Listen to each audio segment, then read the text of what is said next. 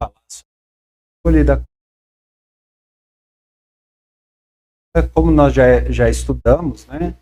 Corrosão, ela consiste de 3 apoios: o eletrólito, meio elétrons, o anodo que fornece esses elétrons e o cátodo, que é o receptor desses elétrons.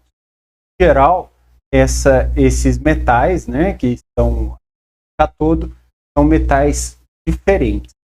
Então, partindo desse princípio, nós podemos observar que existem 4 métodos para poder fazer o controle do processo corrosivo. Um é no projeto, ou seja, já idealizar uma situação onde já podemos controlar o efeito da corrosão, influência no metal, atuar de alguma forma no anodo a proteger ele e ele não sofrer o processo corrosivo. O outro é atuar no eletrólito, no meio, os elétrons percorrer, e assim interferir nesse meio eu consigo o processo. Por último, controle mais completo, e aí você isola tanto o anodo quanto o cátodo, são os revestimentos. Quando a gente fala do foco no projeto, é porque nós já temos que imaginar que tipo de metais nós vamos ter eles atuando em conjunto.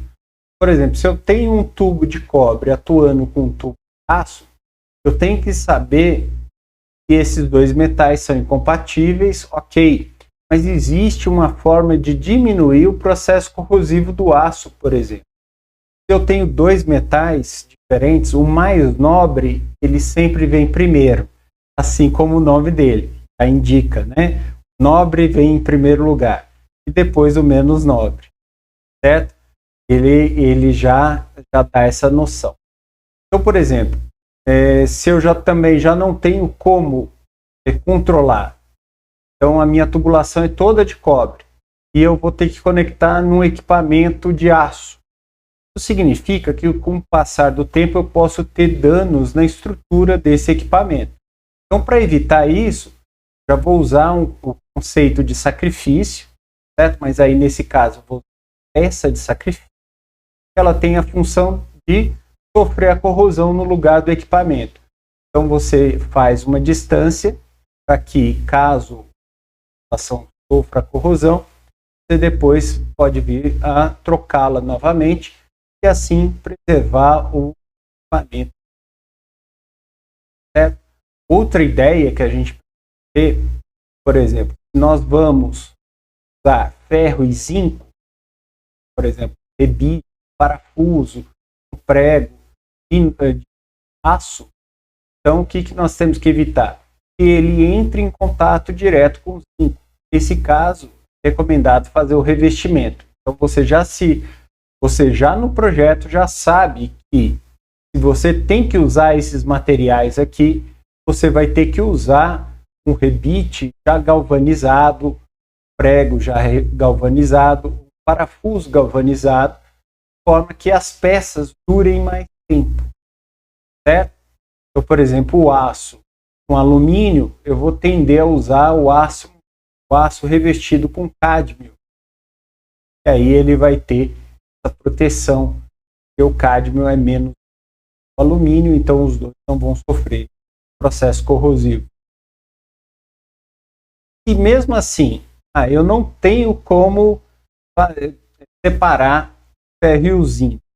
O que eu vou fazer? Ou eu ponho algo entre os dois metais, uma junta isolante, né, uma tira de borracha, uma massa plástica vai fazer essa separação, ou então eu deixo até os dois juntos, mas o que eu faço?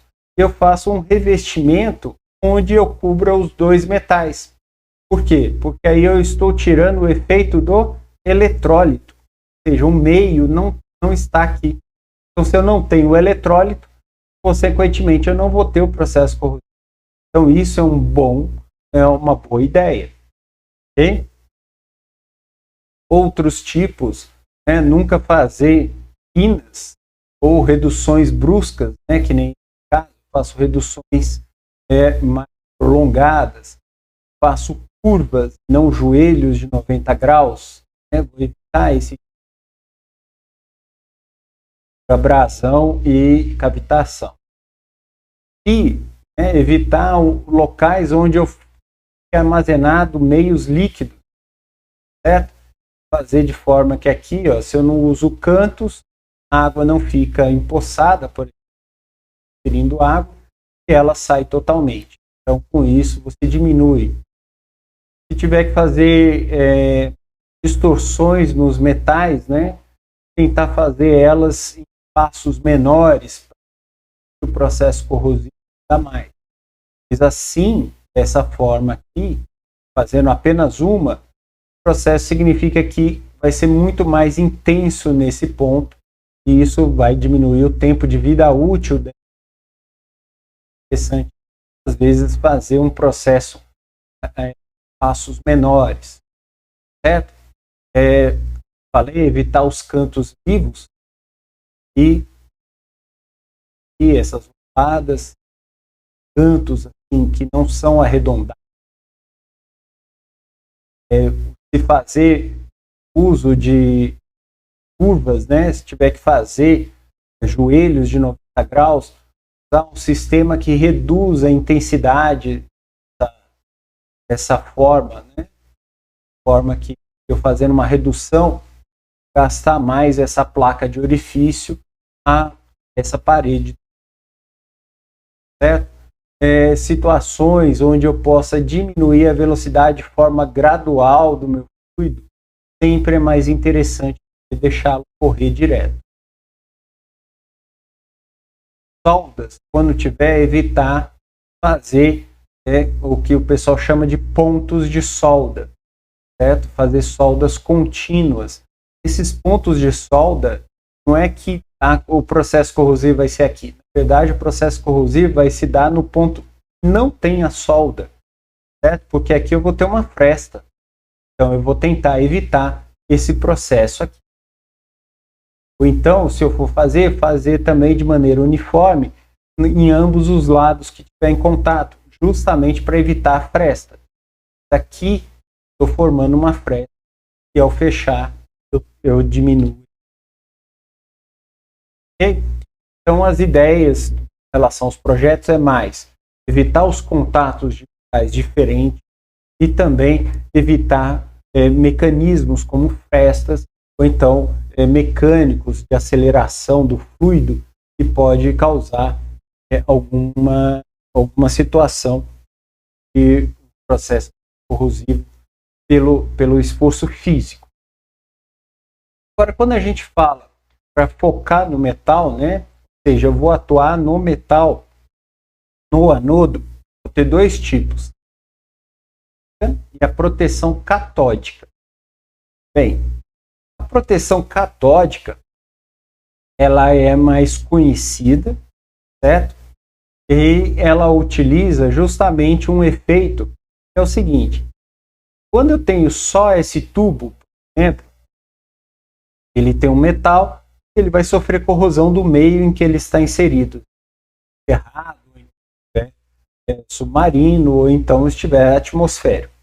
Mas o que você faz? Você põe um outro metal aqui, junto com o metal, faz a ligação elétrica, mantém o meio, certo? Deixa os dois expostos no meio. E aí, o que esse anodo de sacrifício vai fazer? Ao sofrer a corrosão aqui, o metal forneceria esse elétron.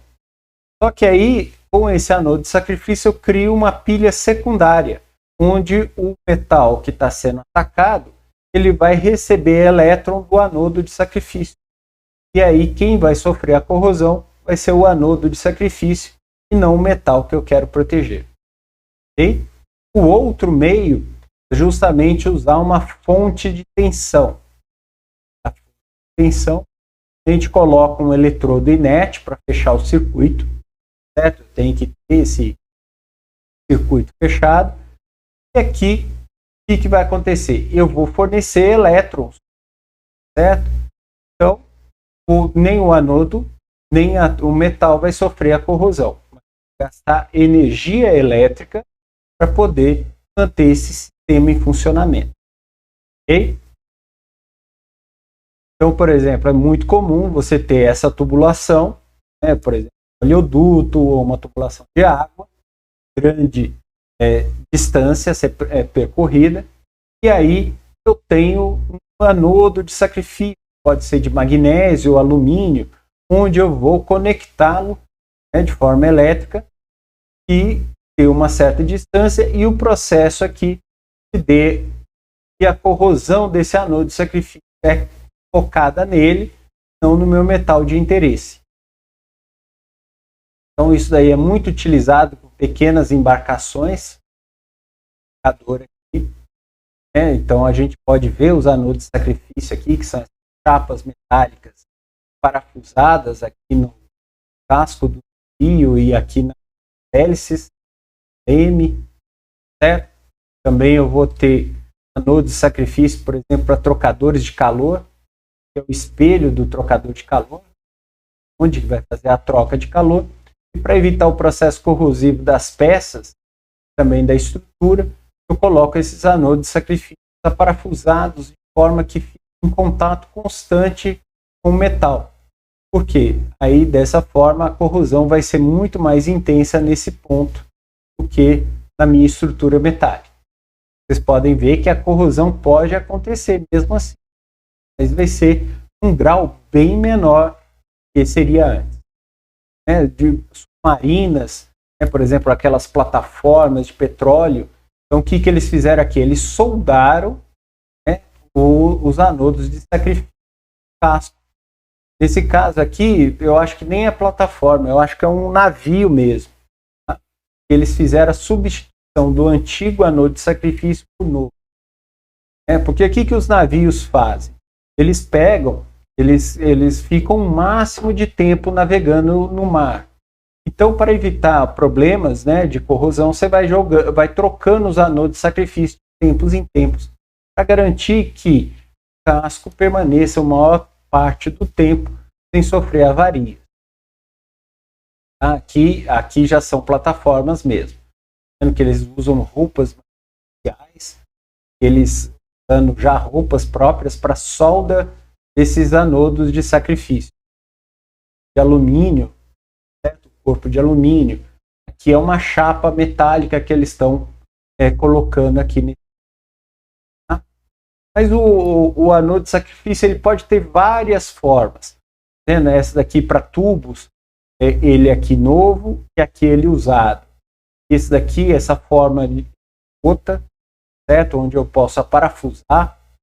Daqui ele vai ficar, você aparafusa, mas é só para fechar. Né? Mas você está deixando ele o mais próximo e abocanha mais esse daqui. Nesse outro, ele tem essa forma de disco, né? Então, ele pode ter aqui um gasto intermediário, ou então aqui outro. E aqui eu tenho de vários metais, né? Aqui eu tenho de alumínio, magnésio, tá? E aqui eu tenho aqui já um pouco usado nesse. Como é que você faz a seleção, né? Quando é que eu vou escolher zinco ou magnésio, alumínio? São os três metais menos nobres que nós temos em grande quantidade. Então, o que acontece? Eu gosto de usar o magnésio quando ele está em água doce. Zinco, quando ele está em água do mar, uma resistividade de até 1000 ohms. O mar gera uma resistência, né, de até 1000 ohms. O alumínio, que é usado apenas no mar. O magnésio e o zinco também podem ser usados no solo. Como é que eu faço? Eu uso essa fórmula aqui, onde eu uso a massa, né, que eu do meu anodo, uma constante, que é o equivalente grama do metal. Então, por exemplo, se é o magnésio, tem 4 dividido por 2, então K do magnésio, e o equivalente grama dele é 12. 5, 2, o alumínio, 3, assim por diante, onde eu tenho aqui o I, corrente elétrica, que vai estar em reais. Geralmente você faz uma experiência de campo, coloca esse material e mede com aqui o tempo que você quer que essa massa proteja, saber quantos quilos que eu vou usar de acordo com isso. Aqui eu vou ter a constante de Faraday para fechar todo o balanço elétrico do sistema. A tensão, né, que eu tenho, ela vai ser igual a resistência vezes a corrente. Então, dessa forma, eu também posso vincular a corrente elétrica com a resistividade do meu metal e a tensão dele, que é o quê? O nosso potencial elétrico de corrosão, certo? Que é aquele da tabela que a gente usa, que é o potencial de oxidação do metal, certo? E a resistividade já é uma coisa, a resistência é obtida por resistividade vezes o comprimento dividido pela área. Então, o que vai acontecer? A resistividade é intrínseca a qualquer metal, certo? Então, ou seja, se eu tenho o zinco, ele tem uma resistividade. Se é o magnésio, ele tem uma outra resistividade aqui. O alumínio tem uma terceira resistividade diferente. E aqui o L sobre A, ele vai servir justamente para escolher aquelas geometrias que a gente viu que cada anodo de sacrifício pode ter. Então, dessa forma, eu consigo calcular um anodo e dimensionar a potência que ele vai proteger o meu material para uma determinada área.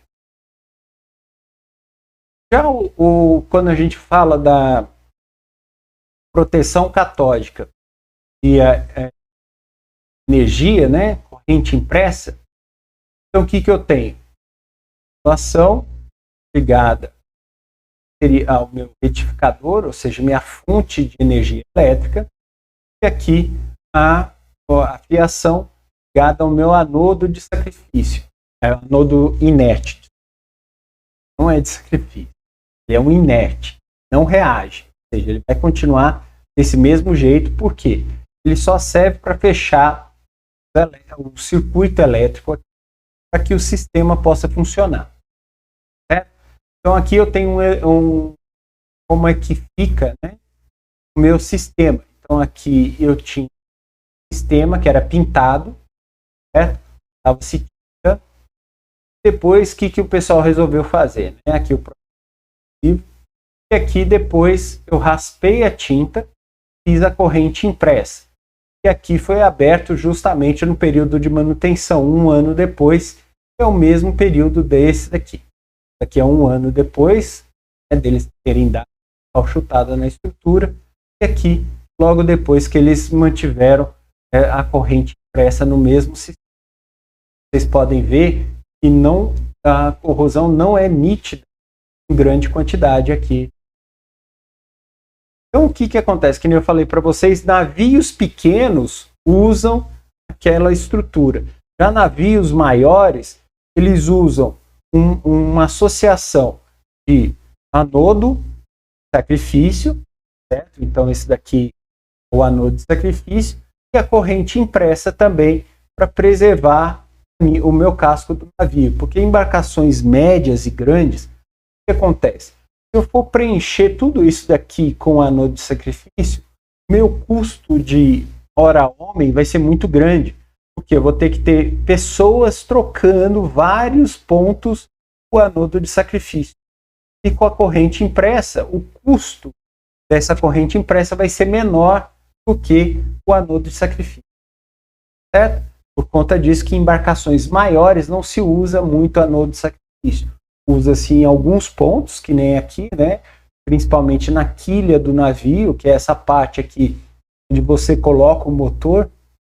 Então você coloca a hélice aqui, e aqui você coloca nessa quilha no ponto final, para justamente ela gerar uma proteção extra contra a cavitação e ações mecânicas.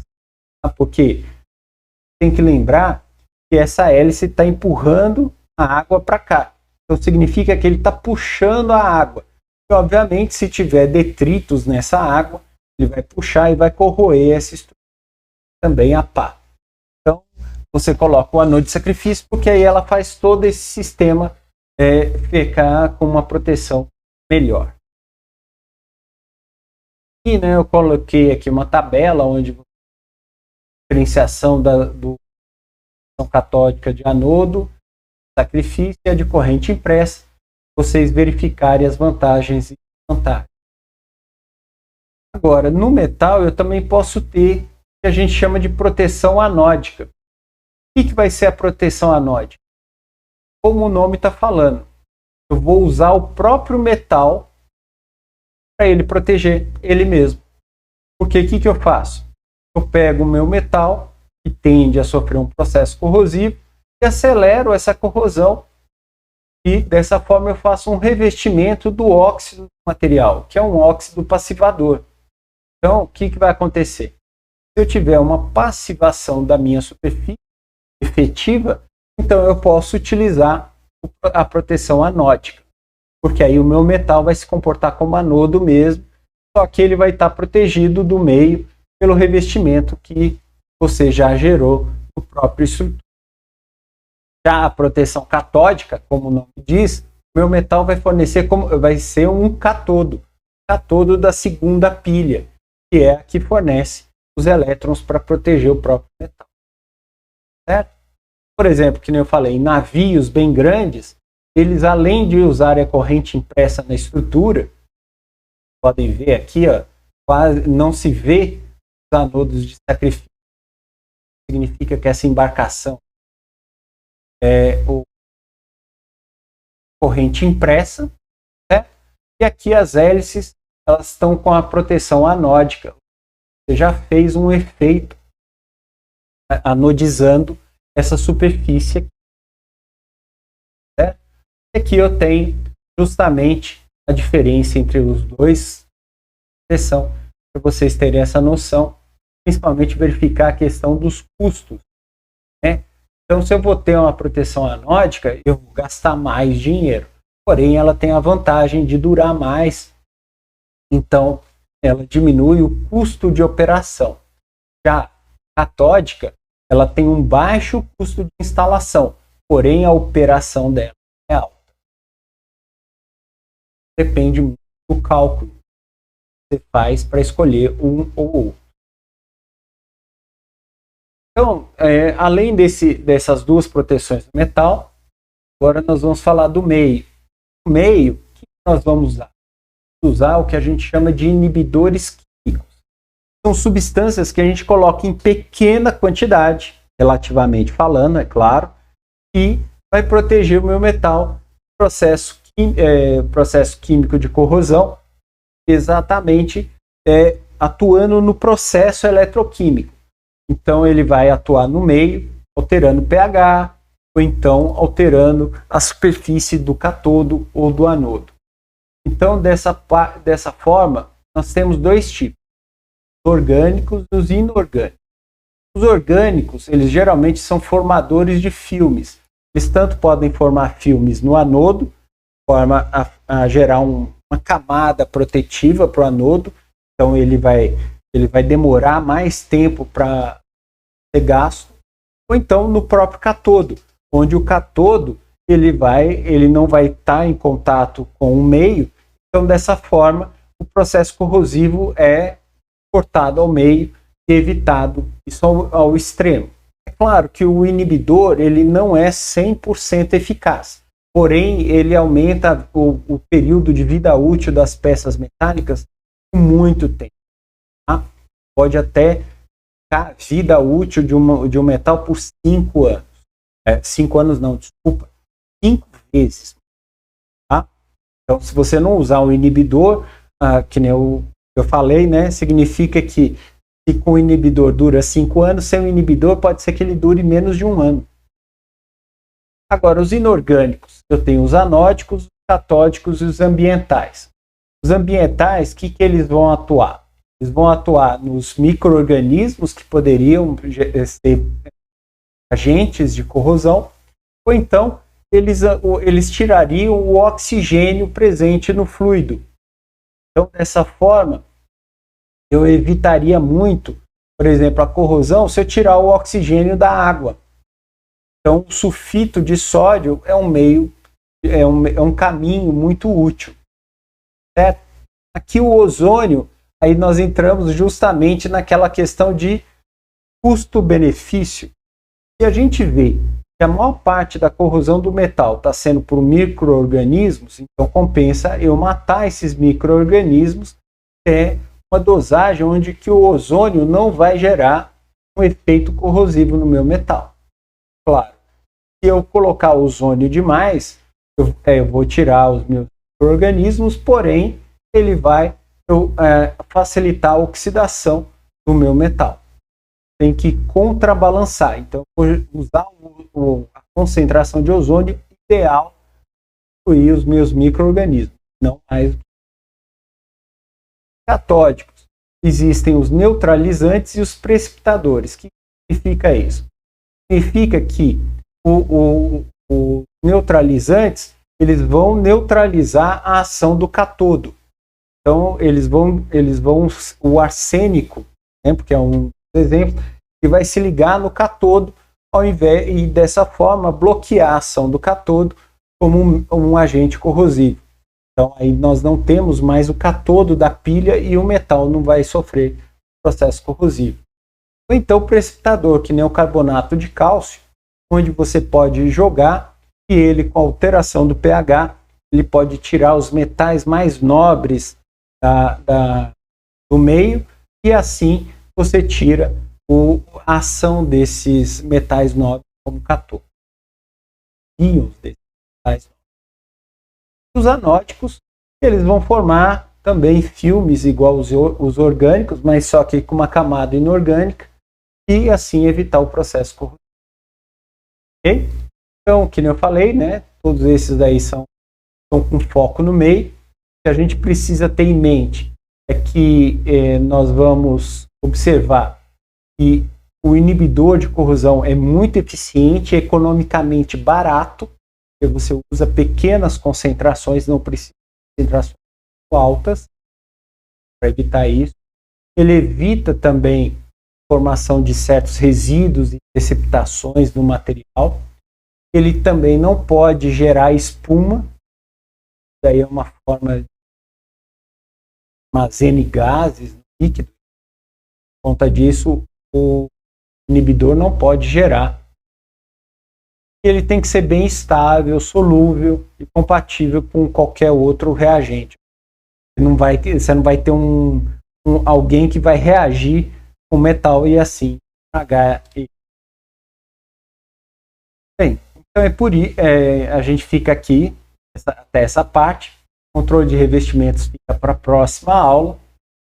E dessa forma, nós temos os 3 primeiros métodos de controle do efeito corrosivo.